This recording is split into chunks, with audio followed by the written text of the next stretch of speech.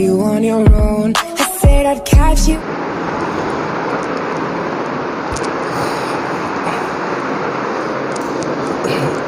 السلام علیکم ورحمۃ اللہ وبرکاتہ۔ عزیز طلبہ، یقیناً آپ لوگ بخیر و عافیت سے ہوں گے۔ ہم لوگ پڑھ چکے ہیں سب سے پہلے شعری اصطلاحات کا ہم نے سلسلہ شروع کیا تھا، اور شعری اصطلاحات میں ہم لوگوں نے لیکچر نمبر 1 میں ردیف کے حوالے سے پڑھا تھا، لیکچر نمبر 2 میں ہم نے قافیے سے متعلق پڑھا، اور آج ہم لیکچر نمبر 3 پڑھیں گے۔ لیکچر نمبر 3 ہے عزیز طلبہ مطلع کے متعلق۔ مطلع، آئیے سب سے پہلے پڑھتے ہیں کس زبان کا لفظ ہے۔ مطلع کا لغوی معنی وغیرہ دیکھیے۔ مطلع عربی زبان کا لفظ ہے جو کہ طلع سے مشتق ہے۔ کس سے؟ طلع۔ طلع کا لغوی معنی ہے طلوع ہونے کی جگہ، طلوع ہونا یا نکلنا، ٹھیک ہے، آغاز ہونا۔ اور مطلع کا لغوی معنی کیا ہوا؟ طلوع ہونے کی جگہ، وہ خاص جگہ جو طلوع ہونے کے لیے رکھی جائے۔ اصطلاحی مفہوم کیا ہے؟ شعری اصطلاح میں غزل یا قصیدے کا وہ پہلا شعر جس کے دونوں مصرعے ہم قافیہ اور ہم ردیف ہوں۔ ویسے آپ کو پتہ ہے کہ ردیف کا ہونا ضروری نہیں ہے، ردیف کے بغیر بھی غزل ہو جاتی ہے، تو ہم کہیں گے جس کے دونوں مصرعے ہم قافیہ ہوں۔ اس تعریف سے ایک بات پتہ چلے کہ مطلع کی بنیادی شرائط 2 ہیں، پہلا شعر ہو اور ہم قافیہ ہوں۔ شرط یہ ہے کہ مطلع ہمیشہ پہلا شعر ہوتا ہے اور آغاز میں ہوتا ہے، جیسے بھول جانے کی اجازت کب ہے، عشق میں اتنی رعایت کب ہے۔ بہت سارے مطلع آپ نے پڑھ چکا۔ کچھ غلط بھی تو نہیں تھا میرا تنہا ہونا، آتش و آب کا ممکن نہیں یکجا ہونا، احمد علیم قاسمی، ٹھیک ہے۔ اور اسی طریقے سے فیض احمد فیض، کب یاد میں تیرا ساتھ نہیں، کب ہاتھ میں تیرا ہاتھ نہیں، سچ شکر کہ اپنی راتوں میں اب ہجر کی کوئی رات نہیں، حسرت مہانی بھلاتا لاکھ ہوں لیکن برابر یاد آتے ہیں، الہی ترک الفت پر وہ کیوں کر یاد آتے ہیں۔ تو عزیز طلبہ، یہ ہمارا مطلع کی کچھ مثالیں تھیں۔ یاد رکھیے مطلع 2 مصرعوں سے مل کر بنتا ہے۔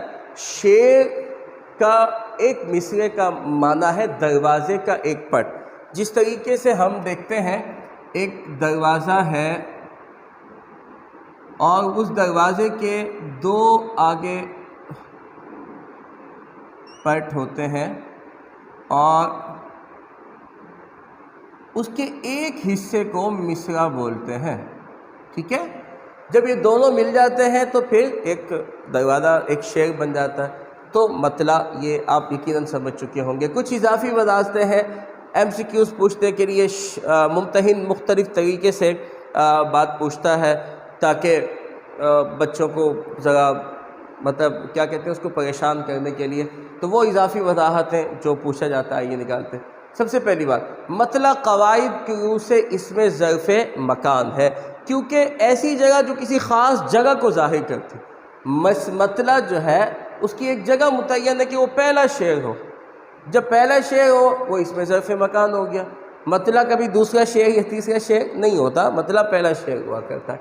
ہاں، آگے مثال میں پڑھاتا ہوں اس کی ایک اور بات۔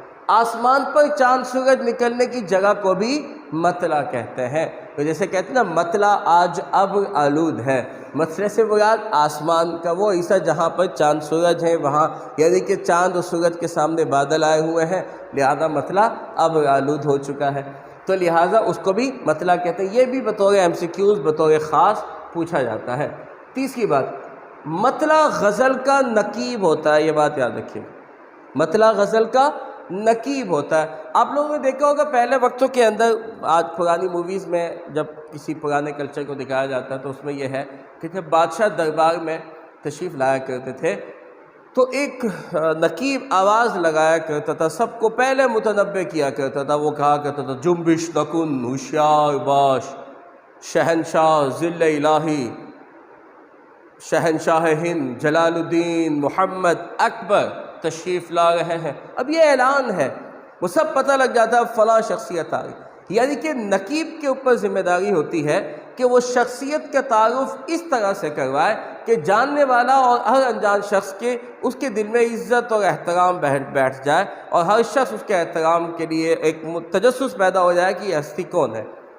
اسی طریقے سے محفلوں کے اندر آپ نے دیکھا ہوگا ایک کمپیئر ہوتا ہے، اسٹیج سیکٹری ہوتا ہے جو ہمیں بتا رہا ہوتا ہے کہ اب کون آنے والا ہے، کون آ رہا ہے، اب کس نے بیان کرنا ہے، اب کس نے نعت پڑھنی ہے، کس نے گانا سنانا ہے، کس نے غزل کہنی وغیرہ وغیرہ، تو اس کو بھی نقیب کہتے ہیں۔ اسی طریقے سے مطلع غزل کا نقیب ہوتا ہے، کیونکہ غزل کا ہر شعر ایک وحدت ہے، وہ ہر شعر کی وحدت مل کر پوری غزل میں ایک وحدت کا تاثر دیتی اور غزل میں خوبصورتی پیدا کرتی، اور تمام اشعار کی خوبصورتی سمٹ کر مطلع کے اندر آ جاتی، کیونکہ مطلع جب پڑھنے میں اچھا لگتا ہے تو بندہ پھر باقی غزل کا حصہ بھی پڑھتا ہے۔ دل ناداں تجھے ہوا کیا ہے، آخر اس درد کی دوا کیا ہے، اچھا لگے گا ہم آگے پڑھیں گے۔ ابن مریم ہوا کرے کوئی، میرے دکھ کی دوا کرے کوئی، اچھا لگا ہم نے آگے بھی پڑھا۔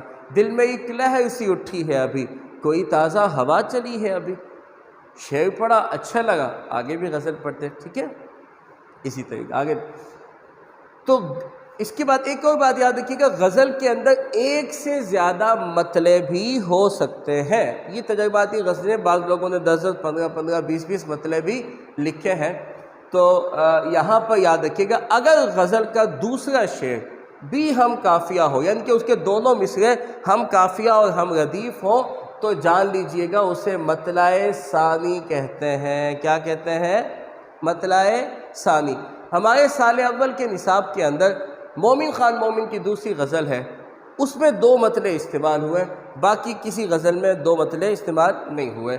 جیسے ٹھانی تھی دل میں اب نہ ملیں گے کسی سے ہم، پر کیا کریں کہ ہو گئے ناچار جی سے ہم، ہنستے جو دیکھتے ہیں کسی کو کسی سے ہم، منہ دیکھ دیکھ روتے ہیں کس بے کسی سے ہم۔ یہ 2 مطلع، تو پہلا مطلع اولا، دوسرا مطلع ثانی ہے۔ اچھا، اسی طریقے سے اگر تیسرا شعر بھی ہم قافیہ اور ہم ردیف ہو تو اسے کیا کہتے ہیں؟ اسے مطلع ثالث کہیں گے۔ ہمارے ایک استاد ہیں ناظر صدیقی صاحب، ان کی ایک غزل ہے جو میں نے یہاں پر لکھی بھی ہے، اس کا پہلا مطلع اولا، خدا کرے تو ملے اور فاصلہ نہ رہے، پھر اس کے بعد بچھڑنے کو راستہ نہ رہے۔ دوسرا مطلع ثانی، گلوں میں رنگ انگوروں میں ذائقہ نہ رہے، تیرے بغیر یہ گلشن یہ مہکدہ نہ رہے۔ مطلع ثالث دیکھیے، تجھے جو ترک تعلق کا حوصلہ نہ رہے، جو رہ گیا ہے جدائی کا مرحلہ نہ رہے۔ آگے دیکھیے، یہاں تک یہ 3 مطلع استعمال ہوئے۔ اگر چوتھا شعر بھی ہم قافیہ اور ہم ردیف ہو تو اس کو مطلع رابع کہتے ہیں، 5واں شعر بھی ہم قافیہ اور ہم ردیف ہو تو اسے مطلع خامس کہتے ہیں، 6واں شعر بھی ایسی ہو تو اس کو مطلع سادس کہتے ہیں۔ تو اسی طریقے سے بیٹا آگے جیسے چلتے جائیں گے گنتی بھی اسی طرح سے چلتی جائے گی۔ نمبر 6، مطلع کے بعد جو پہلا شعر ہو اسے حسن مطلع کہتے ہیں۔ عزیزان من، اس کے بارے میں کافی اختلاف رائے ہے۔ متقدمین جو پہلے کے لوگ تھے جیسے بحر الفصاحت میں اور پرانی کتابوں کے اندر یہ بات لکھا ہے کہ مطلع کے بعد جو پہلی بیت ہو یعنی کہ شعر کے دونوں مصرعوں کا ہم قافیہ ہونا شرط نہیں ہے، لیکن مطلع کے دونوں مصرعوں کا ہم قافیہ ہونا شرط ہے۔ پہلے لوگوں کے نزدیک یہ تھا کہ مطلع کے بعد جو پہلا شعر ہو وہ حسن مطلع کہلاتا ہے۔ اگر 2-3 مطلع ہیں تو ان تینوں مطلعوں کے بعد جو پہلا شعر ہوگا وہ حسن مطلع کہلائے گا۔ حسن مطلع کا مطلب یہ ہوتا ہے کہ مطلع کے حسن میں اضافہ کرنے والا شعر۔ یہ پرانے لوگوں کی تعریف تھی، لیکن جو نئے جدید اساتذہ اکرام ہیں ان کے نزدیک جو مطلع ثانی ہے وہی مطلع حسن مطلع کہلاتا ہے۔ سمجھ آ گئی؟ یعنی کہ جو یہ مطلع ثانی ہوگا اسی کو حسن مطلع کہیں گے، تیسرے شعر کو مطلع ثالث کہیں گے۔ یہ مطلع ثانی اور حسن مطلع دونوں اس کے نام آ سکتے ہیں۔ ہاں، بورڈ میں ایسے MCQs بھی کیونکہ جدید دور کے ساتھ چل گئے تو بورڈ میں یوں بھی MCQs پوچھا جا سکتا ہے کہ مطلع ثانی کا دوسرا نام کیا ہے؟ حسن مطلع۔ کبھی یوں پوچھ سکتا ہے حسن مطلع کا دوسرا نام کیا ہے؟ مطلع ثانی۔ یہ ذہن میں رکھیے گا، جدید دور کے لحاظ سے مطلع ثانی ہی کو حسن مطلع کہتے ہیں۔ لیکن بورڈ میں اگر MCQs آتا ہے تو ایسے پوچھتا ہے کہ مطلع کے بعد جو پہلا شعر ہو اسے حسن مطلع کہتے ہیں۔ آگے چلیے، اگر غزل کا پہلا شعر ہو اور ہم قافیہ نہ ہو تو اسے پہلا شعر کہیں گے، مطلع نہیں کہیں گے۔ اس بات کو اچھی طرح سے ذہن نشین رکھیے۔